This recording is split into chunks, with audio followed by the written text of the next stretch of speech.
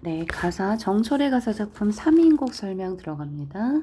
자, 선생님이 이 왼쪽에 원문, 그 다음에 오른쪽에는 이 원문을 음독, 소리 내서 읽을 때 어떻게 읽어야 하는지 적어놨습니다. 가사 작품은 원문을 보고 소리를 내서 읽을 수 있어야 이 의미가 머릿속에 잘 새겨집니다. 그래서 원문을 보면서 이 몸 삼기실 때 님을 조차 삼기시니 한생연분이며 하늘 모를 일이런가. 나 하나 젊어 있고 님 하나 날 괴시니 이 마음 이 사랑 견줄 때 노여 없다. 이렇게 소리를 내서 읽을 수 있게 짝을 지어 여러 번 연습하셔야 됩니다. 자, 이게 읽는 게 쉽지 않아요. 뜻을 정확하게 모르는 상태에서 소리만 내서 읽기를 연습하는 게 좀 어렵기 때문에 이렇게 위에다가 원을 5개를 그려놓고 한 번 읽으면 색칠, 두 번째, 세 번째 해서 5번 정도 소리 내서 읽는 연습을 하시고 그 다음에 뜻풀이 공부를 하시기 바랍니다. 자, 그러면 뜻풀이로 들어갈게요. 뜻풀이 들어가기 전에 이 작품의 가장 큰 전제 조건을 알고 가셔야 되는데 이 작품은 화자가 선녀로 설정되어 있어요. 그리고 이 선녀는 천상계에서 유배를 왔습니다. 그러니까 천상계에서 지상계로 유배를 왔고 선녀가 이야기하는 님은 옥황상제가 됩니다. 그런데 이 작품에 담겨 있는 속뜻은 이 선녀가 시의 화자라고 하면, 즉 작가라고 하면 이 님은 이 작가가 충심을 바치고 있는 임금이라고 생각하시면 됩니다. 그래서 실제로는 남성 작가가 임금에게 충심을 표현하는 노래라면 겉으로 드러나 있는 여성 화자가 님에게 사랑을 고백하는 노래. 그래서 임금을 연군, 연모하다, 사랑하다, 충심을 다하다, 연군 지정을 담고 있는 노래다 라고 이해하시면 됩니다.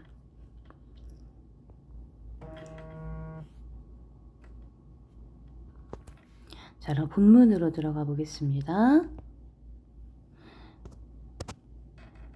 이 몸이 태어날 때 님을 따라 태어났으니 한평생 연분이며 하늘이 모르는 일이겠는가. 즉 하늘도 알고 있는 님과 나의 인연. 그래서 천생연분이다 이렇게 표현합니다. 나 하나 젊어 있고 님 하나 날 사랑하시니 라고 할 때 하나는 현대어로 오직이라고 해석합니다. 님이 오직 젊고 나는 오직 님을 사랑하니 괴시다는 사랑하다 이 뜻입니다. 그래서 나는 젊고 님은 나를 사랑하시니 이 마음과 이 사랑을 비교할 곳이 전혀 없어라. 평생의 원하기를 함께 지내자 한대녀자.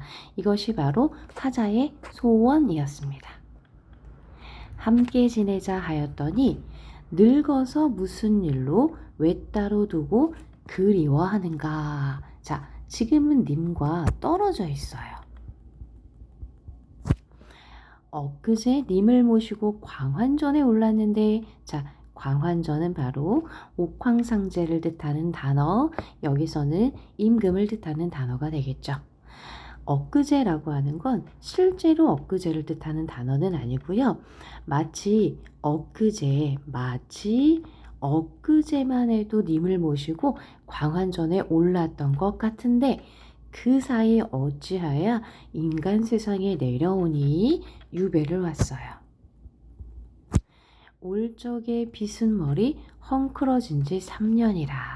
실제로 화자가 님과 떨어져 있는 기간은 3년이 된 겁니다. 유배 기간이 3년이 되었다라고 생각하시면 됩니다. 그래서 화자는 님과 엊그제 함께 있었다. 틀린 답이에요. 연지분이 있지만은 누굴 위하여 곱게 할까? 자, 연지분 화장품이죠? 화자가 여성이구나 하는 걸 알 수 있는 소재입니다. 마음에 맺힌 시름, 첩첩이 쌓여 있으니, 자, 시름이 눈에 보이지 않는데 쌓여 있다라고 표현했기 때문에 마음속에 어떤 추상적인 관념이나 정서를 보이는 것처럼 구체적으로 시각화했어요. 자, 시각화라고 해도 되고 형상화라고 해도 됩니다. 짓느니 한숨이요 떨어지느니 눈물이라. 디다, 떨어지다 라는 뜻입니다. 인생은 유한한데 시름은 끝이 없구나. 자, 일단 문장의 구조도 인생은 시름도 유한한데 그지없다. 짓느니, 디느니, 한숨이요 눈물이라. 자, 일단 문장 구조도 대칭 구조여서 대꾸법인데 요 문장은 대칭 구조이면서 의미상의 또 대조도 이루고 있죠. 인생은 정해져 있는데, 기한이 정해져 있는데 내 걱정은 끝이 없어라. 무심한 세월은 물 흐르듯 하는구나. 비유적인 표현입니다. 그만큼 시간이 빠르게 흐른다. 근데 물 흐르듯 이라는 비유는 좀 상투적인 표현입니다. 상투적이라는 건 아주 흔히 쓰는 표현이다. 식상하다. 염랑이 때를 날아 가는 듯 꽂혀오니. 염랑, 폭염, 더위와 추위를 뜻합니다. 듣거니 보거니 느낄 일이 하기도 할샤 많기도 많아라. 자, 그래서 내가 님과 떨어져 지내는 조간에 느낀 일들을 이제부터 이야기하려고 하는 겁니다. 자, 그러면 이제부터는 바로 이 화자가 듣고 보고 느낀 일들이 쭉 나오겠죠. 동풍하면 계절적으로 봄이에요. 봄바람이 갑자기 불어와 쌓인 눈을 헤쳐내니. 아직 봄이니까요. 쌓인 눈이 남아있는데 봄바람이 불어와 헤쳐내니 창밖에 심은 매화가 두세 가지 피었구나. 자, 보통 우리 고전시가에서 매화는 지조와 절개를 상징하는 꽃입니다. 왜냐하면 눈 속에서도 시련을 꿋꿋하게 딛고 피는 꽃이니까. 가뜩이나 추운데 그윽한 향기는 무슨 일인가? 요 그윽한 향기는 매화의 지조와 절개를 상징하는 것이라고 생각하시면 됩니다. 그래서 자, 매화는 화자 자신을 상징하는 꽃, 그윽한 향기는 화자의 님을 향한 마음, 지조와 절개. 황혼의 달이 따라와 베갯맛을 비추니 느끼는 듯 반기는 듯 님이신가 아니신가. 내가 달을 보고 저것이 혹시 님인가 아닌가 하고 그리워한다는 얘기겠죠. 저 매화를 꺾어내서 님 계신데 보내고 싶어라. 보내고자 보내고 싶어라. 님이 너를 보고 어떻다 여기실고. 자, 너니까 의인화 되어 있는 거 맞고요. 어떻다 여기실고에서는 님의 마음에 대한 확신은 없어요. 매화를 보고 나라고 반겨주실까 하고 지금 좀 걱정하는 마음이라고 생각하시면 됩니다. 자, 이제 계절이 바뀌어 여름이 됩니다. 꽃 지고 새잎이 나니 여기부터 여름이 시작됐구나. 자, 여름이라는 걸 알리는 단어는 요거예요. 꽃이 여름을 알리는 건 아니고 꽃이 지고 새잎이 나니 녹음이 깔렸다. 바로 이 녹음이 여름이라는 걸 알리는 소재고 여기부터 여름의 시작이다. 이렇게 알고 계셔야 돼요. 녹음이 깔렸는데 이거 녹색 그늘, 그러니까 짙은 녹색이 쫙 깔렸는데 나위가 적막하고 수막이 비어있다. 부용을 걷어놓고 공작을 둘러두니 이렇게 했어요. 여기에 나위, 수막, 부용까지는 그냥 뭐라고 이해하면 쉽냐면 커튼이라고 이해하시면 돼요. 집안에. 커튼 안이 비어있어 적막하다. 이 얘기는 님이 곁에 없어서 님의 부재를 나타내는 단어. 그래서 내가 외롭고 쓸쓸함을 나타내는 표현인 거고, 공작을 둘러두었다. 병풍을 쫙 둘러드니 가뜩이나 걱정이 많은데 날은 어찌나 긴지 님이 곁에 없으니까 지루해요. 원앙금을 베어놓고 오색실을 불어서 금자로 견화 있어 님의 옷을 지어내니, 즉 원앙금, 원앙이 수놓인 비단을 잘라놓고 5가지 색깔의 실을 풀어서 금자로 제도해서, 그러니까 금자로 옷감을 재어서 님의 옷을 지어내니 수품은커니와 제도도 갖추었구나. 솜씨는 물론이고 격식마저 좋아라. 제도 격식입니다. 그래서 이 옷을 산호로 된 지게 위에 백옥함에 담아서 님에게 보내려고 님 계신 데 바라봤더니, 자, 그러면 비단과 오색실과 금자와 산호지게와 백옥으로 된 함은 님에 대한 사랑과 정성입니다. 님의 옷을 만드는데 가장 좋은 것들로 쫙 골라서 만들어서 보석으로 된 상자에 담아서 님에게 보내려고 님 계신 데 바라봤더니 산인지 구름인지 험하기도 험하여라. 자, 님과 나 사이에 장애물, 천리말리길을 누가 찾아갈까? 가거든 열어두고 나인가 반겨주실까? 자, 이거 역시 님의 마음에 대한 확신은 없어요. 나에 대한 님의 마음을 염려하고 걱정하는 표현입니다. 하룻밤 설이 나오면 무조건 가을이구나. 기러기가 울 때에 위루에 혼자 올라 수정염을 거두니, 자, 수정염, 수정으로 만든, 구슬로 만든 발, 크리스탈 수정으로 만든 발, 그러니까 이렇게 여름에 창문에 치는 거. 동산에 달이 나고 북극의 별이 보이니 달과 별, 자, 님을 상징하는 단어입니다. 님인가 반기니 눈물이 절로 나는구나. 푸른 빛을 쥐어내서 봉황루에 붙이고 싶어라. 자, 봉황루는 님이 계신 곳이에요. 바로 달과 북극의 별에 푸른 빛을 잘라내서 님에게 보내고 싶어요.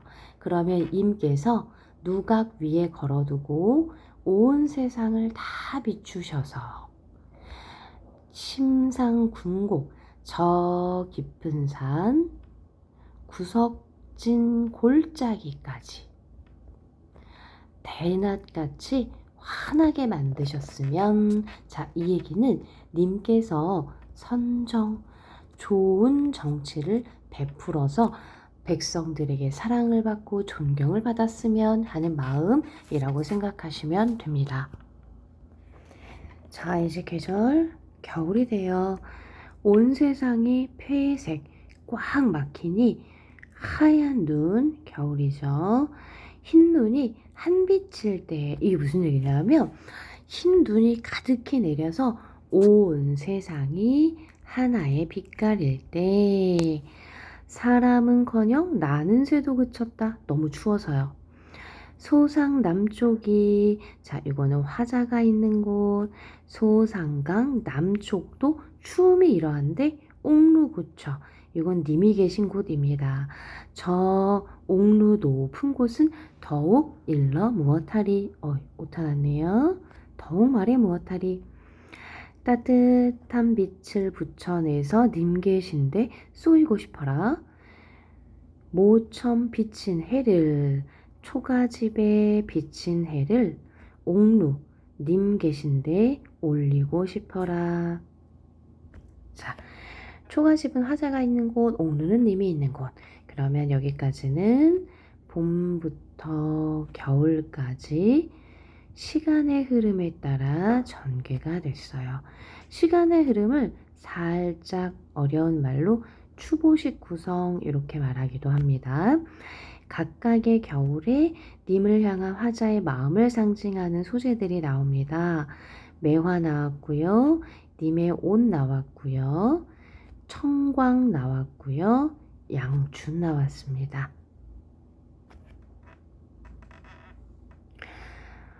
붉은 치마를 님이 차고 푸른 솜에 반만 걷어서 홍상, 화자가 여성이라는 걸 알 수 있게 해주겠죠? 붉은 치마니까요.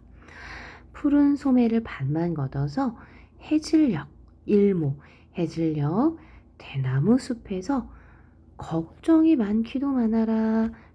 님에 대한 어떤 그리움과 걱정. 짧은 애 쉽게 지어서 긴 밤을 꼿꼿이 앉아.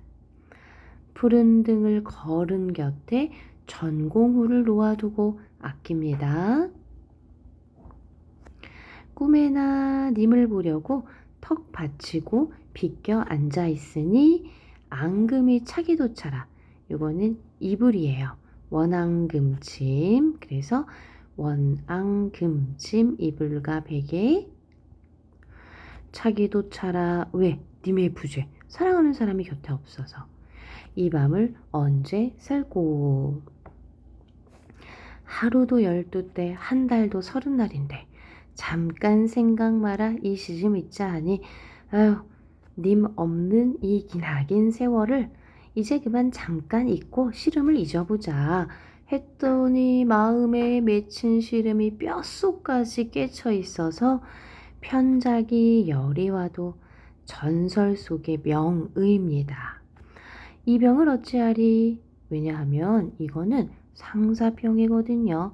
사랑하는 사람을 향한 마음. 어와 내 병이야. 이 님의 탓이로다. 차라리 죽어서 나비가 되어서. 여기서 범나비는 화자의 분신이겠죠. 꽃나무 가지마다 간대 족족 앉았다가 향이 묻은 날개로 님의 옷에 울물이라. 자, 내가 나비가 돼서 꽃나무를 돌아다니다가 이 향기 묻은 날개로 님의 옷에 갈 거야.